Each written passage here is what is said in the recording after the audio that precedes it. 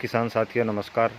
मैं राजू राम राठौड़, जोधपुर तहसील बिल्लाड़ा, राजस्थान से।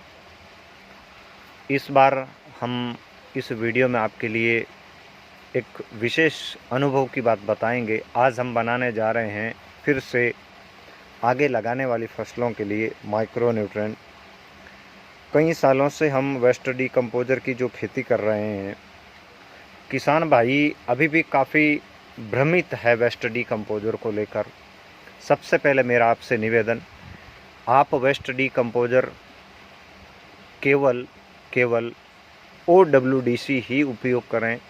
अमेज़ॉन पे, फ्लिपकार्ट पे, ऑनलाइन, इंडिया मार्ट, कहीं से भी आपको जो भी ऑफ़र में वेस्ट डीकम्पोजर अगर मिल रहा है तो सरासर आपके साथ कोई न कोई चीटिंग ज़रूर हो रही है, आपके साथ धोखा हो रहा है। वो उत्पाद जो आपके पास Amazon, Flipkart, online, IndiaMART से आ रहा है वो शुद्ध नहीं है, आपके खेत के लिए उपयोगी नहीं है। अगर आपको वेस्ट डीकम्पोजर प्राप्त करना है OWDC, जो कि अब पहले वाले से कहीं ज़्यादा इफ़ेक्टिव है, कहीं ज़्यादा पावरफुल है, इसके आगे हम वेस्ट डीकम्पोजर और OWDC के बीच जो फ़र्क और वेस्ट डीकम्पोजर के साथ जो खेती की उसके वीडियो हमने आपको बता दिए। अब हम आपको बताएंगे OWDC।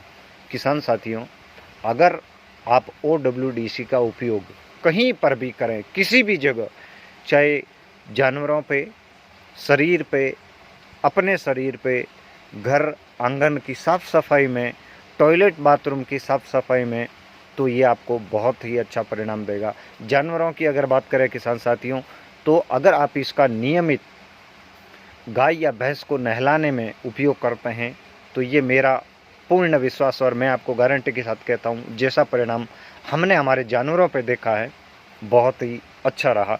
खुर पका की बीमारी, मुंह पका की बीमारी बिल्कुल नहीं आती। यानी कि अगर आप मेडिसिन बाज़ार से लेते हैं तो वो भी आपकी छूट जाएगी।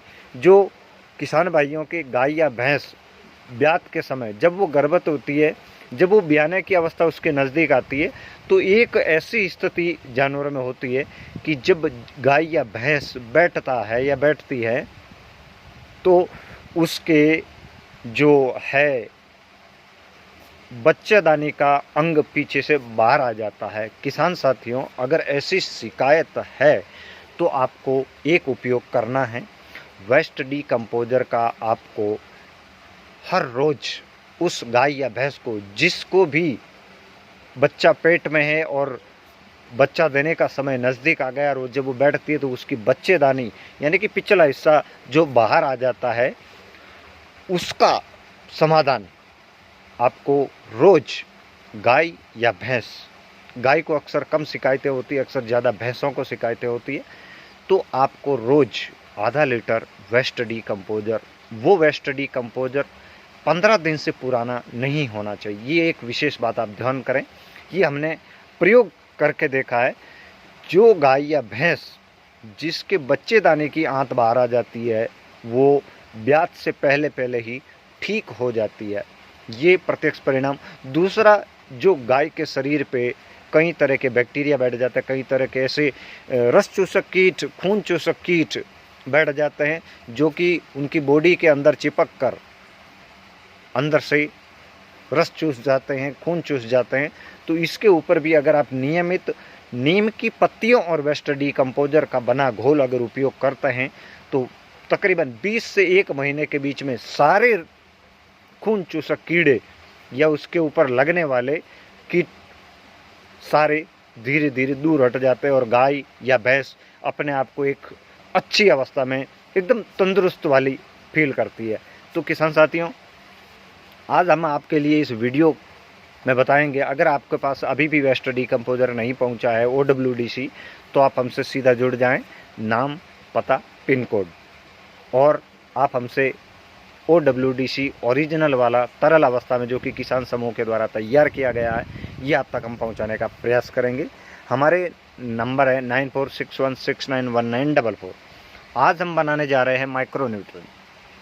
दो बातें उन किसान भाइयों के लिए जो केवल वेस्ट डीकम्पोजर खेत में डालते हैं, केवल वेस्ट डीकम्पोजर खेत के लिए काफ़ी नहीं है किसान साथियों।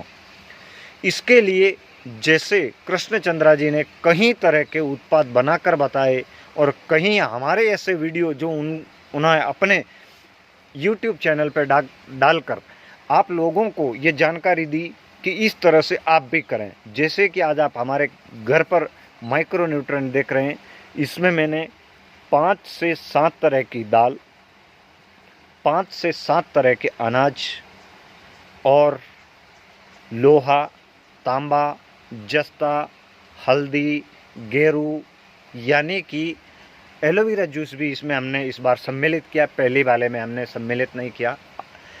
आप अगर 200 लीटर में बनाते हैं तो 2-2 किलो अनाज ज़रूरी है। अगर 100 लीटर में बनाते हैं तो 1-1 किलो अनाज ज़रूरी है। ये जो आप देख रहे हैं ये सब 1-1 किलो अनाज है और आज हम इसमें बनाने जा रहे हैं माइक्रो न्यूट्रिएंट। ये आप देखें, ये बैरल जो है माइक्रो न्यूट्रिएंट का बना हुआ, ये बहुत ही आसानी से इसको बनाया जा सकता है किसान साथियों। आपको बाज़ार जाने की आवश्यकता नहीं है, बाज़ार से वो ऐसे तत्व लेने की आवश्यकता नहीं है जो आपके लिए, आपके खेत के लिए, आपकी फसल के लिए अति आवश्यक है। वीडियो ज़रूर थोड़ा लंबा हो सकता है लेकिन आप इसको अंत तक देखिए। अनुभव की बात अब मैं आपको बताने जा रहा हूँ।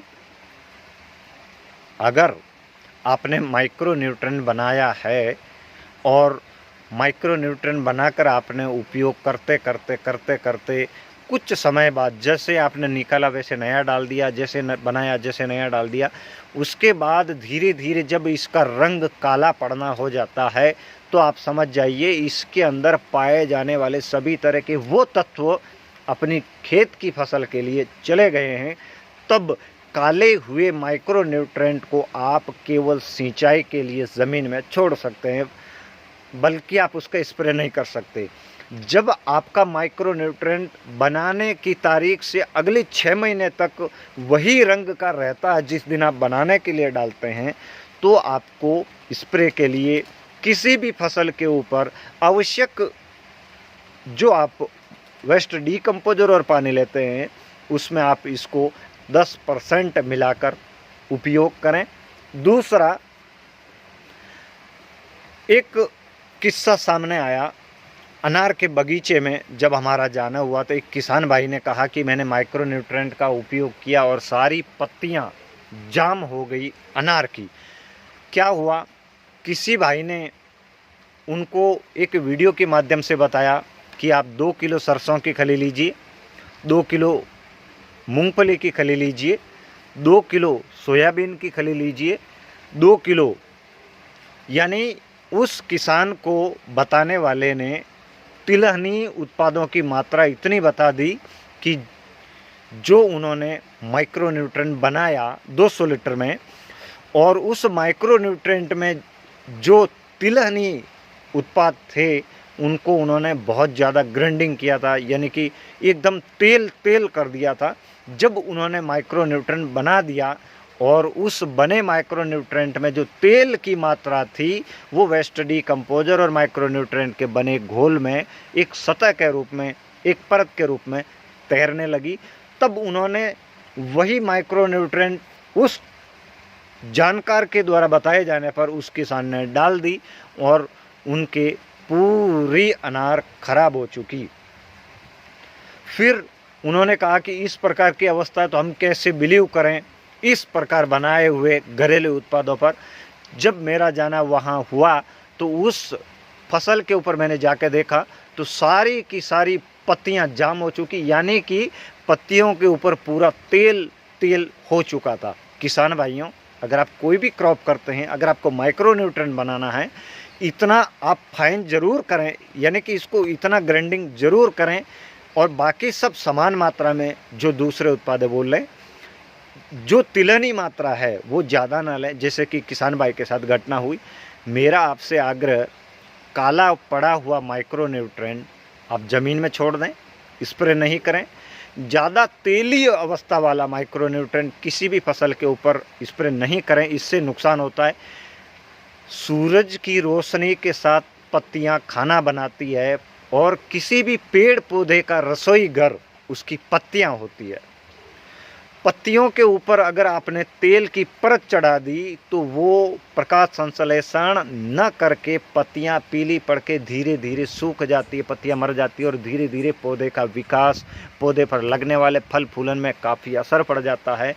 तो आप ऐसा ना करें, माइक्रो न्यूट्रिएंट आप ज़रूर बनाएं, लेकिन जो हमने अनुभव देखा पिछली साल और जिस किसान के साथ ऐसी घटना हुई, इस पर आप गौर करें। माइक्रो न्यूट्रिएंट आप जब तक जिस दिन बनाते हैं जिस प्रकार का होता है तब तक इसमें एक गंध सी आती हो कि जैसे अनाज सड़ा हुआ गंध मारता है, वैसे जब तक इसके अंदर गंध आती है तब तक आप इसका उपयोग करें। जितना निकाले उतना नया डालता जाएं। कुछ महीनों बाद जो डाले आपने माइक्रो न्यूट्रिएंट के लिए अनाज, दलहन, तिलहन, वो धीरे धीरे गल के उसके अंदर पाए जाने वाले सभी तरह के पोषक माइक्रो न्यूट्रिएंट तत्व बाहर आके वेस्ट डीकम्पोजर अपने साथ ले लेता है। पीछे जो बच जाता है वो बचता है केवल कार्बनिक अवशेष।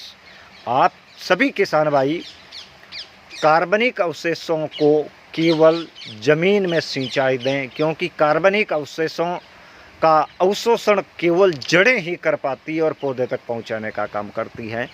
आज हमने जो माइक्रो न्यूट्रिएंट के लिए 5 से 7 प्रकार के दलहनी उत्पाद, 5 से 7 प्रकार के अनाज, गेरू, जिप्सम, जस्ता, और ये आप देख पा रहे हैं मेरे हाथ में, ये इसके अंदर हम गेरू डाल रहे हैं।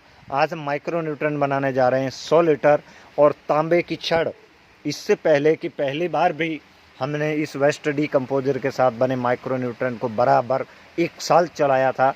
जब इसको रंग काला हो गया तब इसको हमने सिंचाई के साथ खेत में देना चालू कर दिया। किसान साथियों, हमारे खेत में बहुत ही ज़बरदस्त परिणाम इस वेस्ट डीकम्पोजर और इसके द्वारा बनाए गए सभी तरह के माइक्रो न्यूट्रिएंट पोषक तत्व, चाहे कुछ भी बना सकते हैं, हम समय निकाल कर ज़रूर बनाते हैं। आपको मेरा अनुरोध, आप माइक्रो न्यूट्रिएंट जब बनाते हैं तो इन बातों का ध्यान करें, स्प्रे करते वक्त ध्यान करें, और ऐसा न हो कि आप तेली अवस्था वाला माइक्रो न्यूट्रिएंट आपकी फसल पर छिड़काव कर दो और जिस प्रकार उस किसान को नुकसान हुआ वैसा नुकसान आपको हो जाए। आप सजग रहें, सावधान रहें, पर जैविक खेती की ओर अग्रसर रहें। मेरा व्हाट्सएप नंबर 9461691944। अब हम सारे उत्पाद इसके अंदर डाल दे रहे हैं।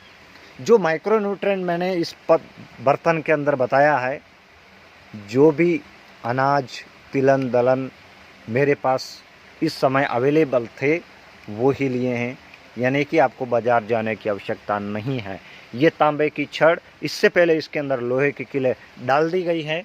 अब इसके अंदर तांबे की जो छड़ है मैं आपको नज़दीक से दिखाऊंगा कि कितनी बड़ी थी और कैसी हो गई है। ये अब तांबे की छड़ देखिए, आप आसानी से देख पा रहे होंगे। मैं इसको और क्लोजअप करूंगा। तांबे की जो छड़ है इसके ऊपर छोटे छोटे छिद्र होने लग गए हैं, यानी कि वेस्ट डीकम्पोजर ने इसको भी नहीं छोड़ा, इसका भी क्षार तत्व निकाल लिया, यानी कि जो उपयोगी तत्व है वो निकाल लिया और फसल के लिए कॉपर की पूर्ति करने का एक सोर्स बन गया। तो इसको हम सबसे पहले इसके अंदर छोड़ देते हैं। अब इसके अंदर कॉपर छोड़ दिया, इसके अंदर अब ये आप जो गेरू का ढेला देख रहे हैं, इनमें इस गेरू के अंदर आयरन ऑक्साइड होता है, ये बहुत ही उपयोगी है, इसके अंदर छोड़ दिया। अब किसान साथियों, बैटरी के अंदर जो होता है जस्ता प्लेट, वो हमने ली है, वो हम इसके अंदर डाल दे रहे हैं। ये आप देखें जस्ता प्लेट, और अब इसके अंदर हम ग्राइंडिंग मशीन के द्वारा निकाला हुआ ये एलोवेरा जेल, आप देखें इसकी लार कैसे बन रही है। अब एलोवेरा के अंदर पाए जाने वाले वो सभी पोषक तत्व इसमें सम्मिलित हो गए हैं, और जब हमें इस प्रकार बने माइक्रो न्यूट्रिएंट को अगर स्प्रे करना होगा तो अतिरिक्त स्टिकर स्प्रेडर की हमें आवश्यकता नहीं होगी। इस प्रकार किसान साथियों, वीडियो जरूर लंबा हो रहा है, आप इसको अंत तक देखिए। अब हम इसको अंदर डाल रहे हैं, ये जो सारा अनाज है हम इसके अंदर डाल रहे हैं।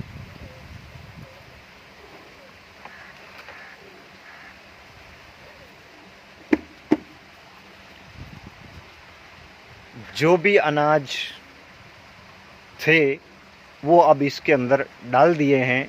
ये बहुत ही ज़्यादा पावरफुल इफ़ेक्टिव बनेगा। चलते चलते आपके लिए फिर से बता दूं, ज़्यादा तेलीय वाला माइक्रो न्यूट्रिएंट फसल के ऊपर स्प्रे नहीं करें। पत्तियों का प्रकाश संश्लेषण रुक जाएगा। काला पड़ा हुआ माइक्रो न्यूट्रिएंट का उपयोग स्प्रे में नहीं करें। ये 2 बातों का आप ध्यान रखें। चलते रहिए, देखते रहिए जैविक खेती के नए नए आयाम। धन्यवाद।